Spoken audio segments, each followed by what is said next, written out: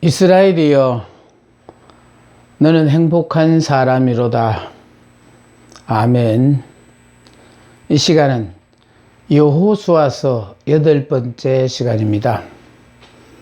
이제 여호수아서 5장 10절에서 12절에 사라진 만나요. 자, 정월 14일 저녁에는 유월절을 지켰고 또 그 땅에 소산을 먹은 다음 날에 만나가 그쳤으니, 만나는 광야에서 필요하였고 묵은 곡식은 가나안 땅에서 필요하였다. 그러므로 말미암아 이제 묵은 곡식을 먹음으로 만나가 그쳤다라는 것입니다. 묵은 곡식은 빵으로만 살던 자가 이제는 생명의 양식이 되는 말씀으로 사는 것을 말하는 거거든요. 그러니까 떡으로만 사는 사람이 있는가? 세상의 사람은 떡으로만 살아요. 그러나 하늘의 사람은요, 떡도 먹지만 더 중요한 것은 하늘의 만나, 다시 말해서 말씀으로 산다라는 것이 중요합니다. 이 말은요, 묵은 곡식은 빵으로만 살던 자가 이제는 생명의 양식이 되는 말씀으로 사는 것을 말하는 겁니다. 그래서 예수님이 40일 동안 금식한 후에 마귀에게 시험을 받으실 때도 돌로 떡덩이를 만들어 먹으라 했을 때 돌로 떡덩이를 만들어 먹을 수 있으신 분이에요. 40일 굶주리셨으니까요. 또 능력이 만드실 수 있으신 분이에요. 그럼에도 불구하고 그 유혹을 뿌리쳤는데, 바로 사람이 떡으로만 살 것 아니요, 하나님의 입에서 나오는 말씀으로 산다는 말은 이제 생명의 양식이 되는 말씀으로 사는 것이 바로 천국 백성이라는 것입니다. 그래서요, 광야에 살 때만 하더라도 하나님은 매일 만나를 내려주셨어요. 그냥 가나안 땅에 들어가서 묵은 곡식을 먹는 그 다음 날부터 만나가 내리지 않았다는 말은, 영의 사람은 육을 입고 살지만은 육신을 위하여 먹는 게 아니고 영으로 살아야 되는데 영은 말씀으로 사는 거거든요. 그러니까 결국은 하나님의 일을 감당하기 위해서는 육적으로도 먹어야 되지만, 이거는 현재 내 생명 자체를 지탱하는 것조차로 만족하고, 오로지 우리는 말씀이 없으면 못 사는 영의 사람이 돼야 된다는 거예요. 그러니까 영의 사람은 말씀으로 살아요. 그러니까 그분이 우리 보고 너는 행복한 사람이라면 이건 행복한 사람이에요. 이 말씀이 나를 점점 행복하게 만들어줘요. 행복하게 만들어준다는 건 다른 게 아니고, 자꾸 내 영안이 열려져서 지금까지 보지 못하던 것을 내가 보게 되어진다라는 거예요. 지금까지는 이게 복이 아니라고 내 밀었던 것, 차버렸던 것들이, 야, 이게 복이었구나, 이걸 깨달아 간다라는 거예요. 그러니까 문제는 만나가 묵은 곡식을 먹는 그 다음 날부터 내리지 않았다는 사실이 중요합니다. 이제 영으로 사는 하늘나라 백성은 말씀으로 살아요. 떡은 먹지 않아도 살 수 있지만 말씀을 먹지 않으면 영으로는 더 이상 못 살아요. 그러니까 내가 지금 육의 사람이냐? 그럼 떡으로만 살아야지요. 떡이 말씀보다 더 소중하지요. 그래, 내가 영의 사람, 하늘의 백성이 되었다면은 이제는 떡보다는 말씀이 더 소중하다는 겁니다. 여러분, 이만큼 말씀이 소중한데 말씀 공부에 대하여 그만큼 관심을 가지신지를 한번 뒤돌아보십시오. 하나님은 당신의 자녀들이 하나님과 바른 관계에 있기가 무섭게 하늘 문을 여셔요. 이것은 우리들이 받는 모든 자원은 부활하시고 승리하신 주님께서 나온다는 사실을 인식하는 예증이 되어져요. 그러니까 이미 이것은요, 내가 영의 사람이 되어지면은 순간순간 깨달아요. 내가 그토록 달라고 복 달라고 하나님 앞에 간구했던 것도 이미 와 있다는 걸 깨닫는 거예요. 참 정말요, 옆에 복덩어리를 두고도 복이 아니라고 차버리고 살았으니 얼마나 불행한 사람입니까? 그런데 이제는요, 정말 도움이 안 될 왼수 같다고 생각했던 사람들이 내가 고르면 절대로 못 고를 나에게 딱 필요한 사람이라는 걸 내가 영의 사람이 되면 깨달아요. 내가 육의 사람이니까 서로 간의 의견이 상충하는 거예요.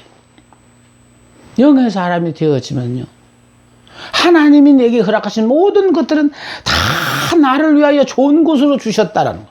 나를 위하여 좋은 곳을 주셨는데 이걸 자꾸 다른 사람과 비교하니까 지금 내가 불만이 나오는 거거든요. 나한테는 그 사람이 딱 알맞다라는 거. 여러분, 이렇게 부활의 영으로 사는 사람들에게는요, 육으로 비교를 안 시켜요. 옆에 있어주는 그 자체로 감사하는 거예요. 내가 저 사람이 없었더라면 내가 얼마나 외롭고 힘들고 어려운 삶을 살았을까. 근데 저 사람이 옆에 있기 때문에 내가 이렇게 즐겁고 행복하고 건강하게 사는구나. 뭐 이런 모든 것들을 여러분이 깨닫게 됩니다. 우리들이 받는 모든 자원은 부활하시고 승리하신 주님에게서 나온다는 사실을 인식하는 예정이다. 이미 예수님이 오셔서 십자가를 지고 죽으시고 부활하심으로 말미암아 우리를 위하여 모든 것을 다 예비해 두셨어요. 그런데 이거를 우리가 누리지 못하는 원인은 내가 아직 옛사람, 육의 사람으로 살다가 보니까 내가 생각하는 범주 안에서 그걸 이해하려고 하니까 이해가 안 되어지는 거예요.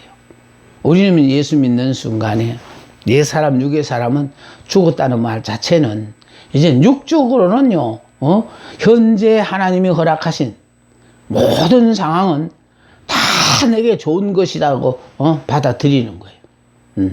그러니까 부하게 살아야 되면 내가 지금 부자로 살게 돼 있고, 내가 가난하게 살아야 된다면은 내가 아무리 부자로 살고 싶어 해도 하나님은 가난하게 살게 그렇게 그 환경을 허락하셔요.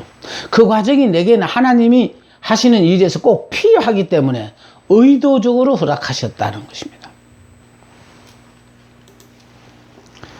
할례요, 구원받은 하나님의 백성의 외적인 표시예요. 그러니까 할례가 뭡니까? 더 이상 나는 육으로 살지 않는다, 육체로 살지 않는다. 그럼 육으로 살지 않으면 영으로 사는 거잖아요. 그러니까 가나안 땅에 들어가서 할례를 받는 그 첫 번째 이유가 바로 뭐냐면은 이제 주 안에 있는 사람, 즉 가나안 땅에 사는 사람들은 주 안에 있는 사람들이거든요. 주 밖에 있는 사람들 말고요. 선한 목자 그림에 예수님의 품에 안겨 있는 그 양은 주 안에 있는 양, 그 외에 다른 양들은 주 밖에 있는 양. 구원받은 하나님의 백성의 외적인 표시입니다. 그래서 6월절 보세요. 6월절의 의미는 구원이에요. 하나님이 애굽의 모든 사람들 옆에는 가정에는 다 재앙을 내리셨는데 이스라엘이 가정에는 재앙을 내리지 않고 넘어갔어요.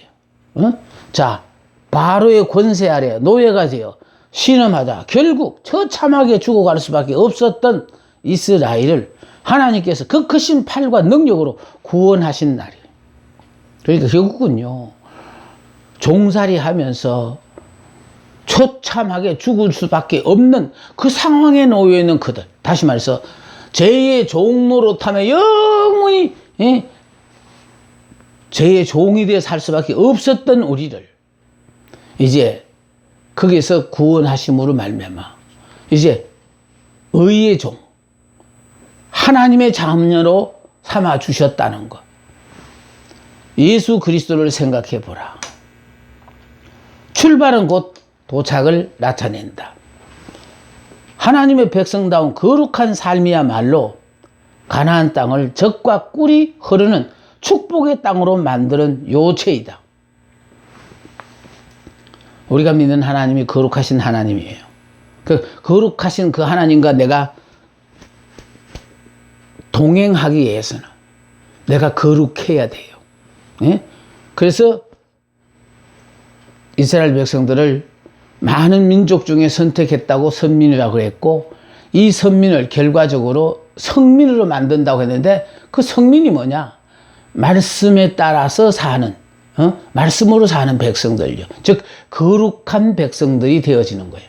그러니까 세상의 사람들은 유행 따라 풍습 따라 자기들의 문화 따라 살지만은 하나님의 자녀에게는 문화라는 게 없어요. 오로지 하나님의 말씀이 문화예요. 앞으로 이스라엘이 가나안 땅에서의 모든 성패는 하나님의 백성다운 거룩함을 유지하느냐 못하느냐에 따라서 결정되어져요. 그러니까 이 말이에요. 거룩하신 그 하나님과 동행하지 않으면은 절대로 이길 수 없다라는 거. 거룩한 하나님과 동행하면은 그거는 나는 죽고 예수로 산다는 건 오로지 하나님이 하시는 전쟁이다. 이건 백전백승이에요. 그런데 문제는 하나님은 나와 더불어 함께 하겠거니라고 생각한 그게 문제라는 거예요. 하나님이 우리가 입으로 하나님을 부르짖는다고 하나님 우리와 함께 하지 않아요. 거룩한 백성들과 함께 하거든요. 그러니까 좋은 예가 이제 6장에 가면은 여리고성을 점령하는 게 나와요. 그 여리고성은 이스라엘의 입장에서는 도저히 점령할 수가 없는데, 여리고성 점령해서 이스라엘은 오로지 하나님 말씀에 순종한 것뿐이었는데 난공불락의 여리고성을 점령했잖아요. 그 기세로 그 다음 성인 아이성으로 공격했는데, 거기는 3,000명만 올라가도 충분히 성산이 있다고 정탐꾼들의 보고에 의하여 결과적으로 아이성을 침공했는데, 문제는요 36명쯤 죽고 36개를 낳아서 도망을 나왔다는 거예요. 그럼 여리고성은 어떻게 해서 이기고 아이성은 이렇게 적은 성인데도 왜 그렇게 졌냐? 여호수아가요 통곡하면서 하나님 앞에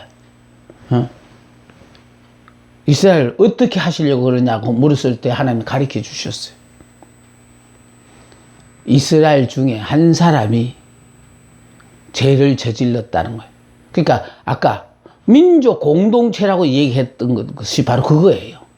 죄 지은 사람이 많아서 하나님이 함께 하지 않는 게 아니고, 장정으로 따지면 예를 들어 60만이면 그 60만 명 중에 한 명이 죄를 지었지만은 이스라엘 전체가 죄를 지은 것처럼 하나님은요 거룩하신 하나님 함께 하실 수 없다. 그러니까 우리에게요 자꾸만 우리가 생각하는 하찮은 죄라고 생각하더라도 죄하고는 이제 영의 사람이 되면요 죄하고는 상관없는 삶을 살아야 돼요. 그래서 결국은요 하나님이 함께 하지 않았기 때문에 패한 전쟁이에요. 그걸 아셔야 돼. 그래서 우리는 늘 거룩한 삶을 통해서 거룩하신 그 하나님이 나와 함께 하실 수 있도록 해야 돼요. 그런데 거룩하신 하나님을 믿는다고 하면서도 내 삶이 거룩하지 않으면은 그 하나님은 나는 그분이 동행하겠거니 생각하지만 아니올시다라는 것을 오늘 분명히 이런 강의를 통해서 여러분이 깨달으셔야 돼요. 하나님의 백성다운 거룩함을 유지하느냐 못하느냐에 따라 결정된다. 이스라엘의 역사를 보면요 겉으로 보이는 견고한 성들을 정복하는 데는 성공했어. 그러니까 눈에 보이는 어떤 모든 것들은 다 그냥 이루었어요. 그런데 문제는 하나님의 백성으로서의 거룩성을 지키는 데는 실패의 연속이었다라는. 아까 고유문화라는 얘기를 했어요. 다른 민족은 고유문화라는 게 있어요. 전통적으로 고유문화라는 게 있어서 그렇게 사니까, 그런가 더불어 이스라엘이 어울렸을 때에 고유 문화가 없고 오로지 하나님을 섬기는 그 자체로 그게 문화이니까 이스라엘은요 오로지 하나님 말씀으로 살아요. 그러니까 결국은 신기한 그런 것들을 볼 때에 동화, 속화될 가능성이 많아가지고 영향을 받아. 그래서 늘 실패했어요. 실패 연속이었어요. 그래서 우리는요, 남이 어떻게 살든 신경 끊고 오로지 하나님 말씀으로 사는 거예요. 이렇게 살자니 인간적으로는 굉장히 외로워요. 소외감을 느껴요. 이게 바로 내가 잘 되는 길이고요. 하나님께 영광 되는 일이고 나로 말미암아 나의 후손들까지도 복을 누릴 수 있는 거예요. 실패의 연속이었다. 거룩성에서의 실패가 이스라엘을 그토록 고통스럽게 만들었던 것이다. 예. 겉으로 눈으로 보이는 견고한 성들은 다 이스라엘이 점령했어요.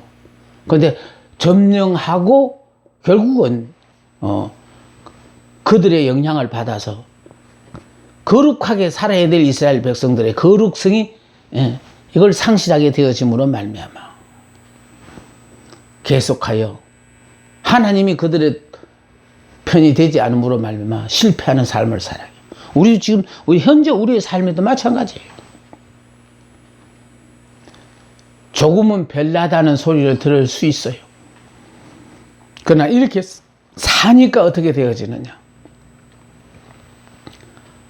자신의 삶은 두말할 것도 없고 주변의 모든 사람들도 야 정말 하나님을 믿으면은 저런 삶을 사는구나 하고 관심을 갖고 또 영향을 받아서 당신이 믿는 하나님 저도 믿으면 안 될까요 하는 사람들이 생겨나요.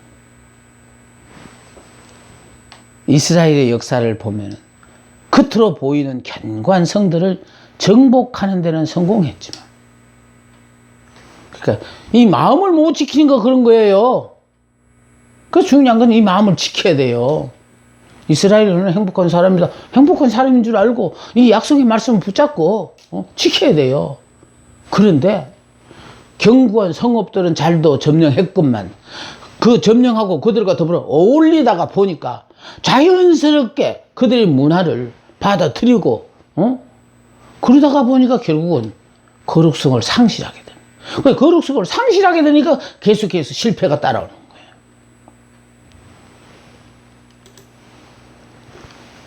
하늘에서 온 군대 장관이에요. 이제 이스라엘 백성들이요 가나안 점령을 위하여 철두철미하게 준비가 됐더니 하늘에서 군대 장관이 오셨어요. 하늘에서 군대 장관이 오셔가지고 내 발에서 신을 벗으라. 내가 쓴 곳은 거룩하니라. 자, 그러니까 결과적으로 이 전쟁은 하나님의 전쟁이기 때문에 그래서 하나님께서 군대 장관을 오셔가지고 당신께서 철저하게 명령을 내리신다는 거예요. 군대 장관의 명령을 거역할 수가 없잖아요.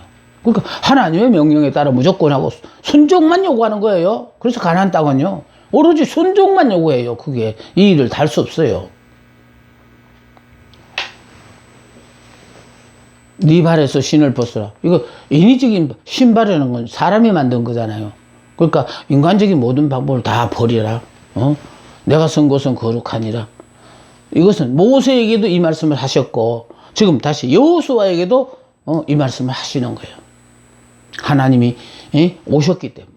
그래서 그분은 거룩하신 분이라. 그러니까 거룩한 곳에만 하나님이 함께 임재하시니까. 자, 모든 주권의 양도요 거룩한 삶의 표시다. 그래서 하나님이 군대 장관을 왔으니까 이제 여호수아는 오로지 모든 주권을 군대 장관에게 일임하고 그냥 무조건 하고 군대 장관의 명령에 그냥 순종하기만 하면 되는 거예요. 거룩한 주권의 양도예요. 그리고 거룩한 삶의 표시예요. 왜? 거룩한 사람만이 하나님이 함께 하실 수가 있거든. 정복을 앞둔 여호수아에게는 큰 위로와 격려가 되어졌어요. 안 하던 일을 가나안 땅에 들어가서 요새와 철병거로 무장된 가나안의 7족속의 강호들과 더불어 전쟁한다는 거 얼마나 두렵겠어요. 그런데 하나님께서 강하고 담대하라 하면서 결국은 강하고 담대하라는 말은 하나님이 주신 약속의 말씀을 그냥 그걸 꼭 붙잡고 마음에 간직하고 마음이 흔들려서는 안 된다는 그런 뜻이에요. 그런데 자꾸 우리 눈으로 보면은 흔들려요. 저 사람은 나보다 키가 크네, 거인이네. 저 사람들은 나보다 무력이 더 좋네. 그것 보고 흔들린다는 거예요. 아니에요. 우리는요 이미 육은 죽었다는 이걸 자꾸 강조해 주는 거는 우린 육으로 하는 전쟁이 아니에요. 내 육이 죽어야만이 부활의 영께서 나를 통하여 역사하시는 거기 때문에, 그러니까 육의 사람이 죽고 영의 사람으로 태어나는 것이 요단이라는 죽음의 강을 건너므로 말미암아 본인 스스로가 나는 이 사람은 죽었다, 율법의 사람은 죽었다, 이제부터는 믿음으로 결국은 은혜로 산다. 자격과 상관없이 하나님이 내게 허락하신 모든 말씀에 대해서 이해 불문하고 무조건 순종한다. 그런 자세가 필요해요. 자, 하나님은 이스라엘의 요구에 따라 각기 다른 모습으로 우리에게 나타나신다는 거. 그러니까요, 하나님은 이 부흥 강사들이 와서 뭐라 그렇게 가면은 저 성도들이 또 은혜를 받고 나면요, 그분과 같은 뭐를 자꾸 기대하는데요, 그렇게도 역사하지만은 전혀 다른 방법으로 역사한다는 것을 좀 이해하시고요. 성령이 역사하면 덩어리가 뜨끈뜨끈, 불덩어리가 떨어져. 맞습니다. 틀렸다는 말 안 해요. 그렇게도 역사하시는 분이 있는가 하면은 오히려 얼음덩이를 집은 것이 찾이는 사람도 있고, 그러니까 여러 종류로 성령의 역사하심이 나타나니까요. 고정관념에 집착해가지고 그렇게 믿지 말라. 그거 내가 부탁드리고 싶은 거예요. 그래서요, 보세요. 하나님은 이스라엘 요구에 따라 각기 다른 모습으로 이렇게 나타나요. 다른 모습으로 나타나는데 바로 여기 모세에게는, 입법자인 모세에게는 율법을 주심으로 말미암아 율법을 주셨어요. 법을 만든 입법자의 모세에게는 율법을 주시는 분으로 나타나셨고, 다음에 군인인 여호수아에게는 군대 장관을 오셔서 은혜를 허락하신다는 거예요. 그러니까 누구에 따라서 틀려요. 어떤 사람에게는 입법자로 오시는 그런 하나님이 되어질 수도 있고, 또 군대 장관을 오셔서 은혜를 베푸시는 이런 하나님도 되어질 수 있다라는 거. 자, 가나안 땅에 옴으로 말미암아 지금까지 없었던 새로운 일이 시작되어졌거든요. 중요한 것을 요약했어요. 가나안 땅에 와서 시작되어진 새로운 일이 뭐냐? 그러니까 광야에서 없던 일들인데 이제 가나안 땅에 들어옴으로 말미암아 새롭게 시작된 일이 있는데, 제일 첫 번째가 할례예요. 그러니까 더 이상 내가 육체를 입었지만 육체를 의지하지 않는다 하는 뜻에서 남자들에게 할례를 요구했었거든요. 예. 그러니까 내가 육적인 일로 뭔 일을 하는 게 아니에요. 이제는 영적인 일을 하는데, 영적인 일은요, 내가 하는 거 아니에요. 하나님이 전적으로 하시거든요. 그럼 그분이 전적으로 하시기 위해서는 나는 그냥 100% 그냥, 죽었다고 생각하고, 그리고 육적인 자체에 대해서는 더 이상 어떤 미련을 두지 말아야 돼요. 의지하지도 말아야 돼요. 내가 이거 옛날에 해봤어. 해봤으니까 나 할 수 있어. 아니에요. 그때는 할 수 있었는지 몰라도, 이번 일에는, 도저히 못한, 그런 일이 되어질 수 있어요. 자꾸 우리는 지난날 내가 해봤으니까, 그것도 할 수 있어. 네. 이게 바로 내가 살아있기 때문에 지난날 내가 해석하는 거, 기억을 하는 거예요. 이제 영의 사람이 되면요, 육적인 일은 다 기억에서 사라져요. 내가 옛날에 그 일을 했다는 게 생각이 안 나요. 왜? 그건 이제 난 옛 사람이 죽어버렸잖아요. 죽어버렸으니까 다 끝나버린 거죠.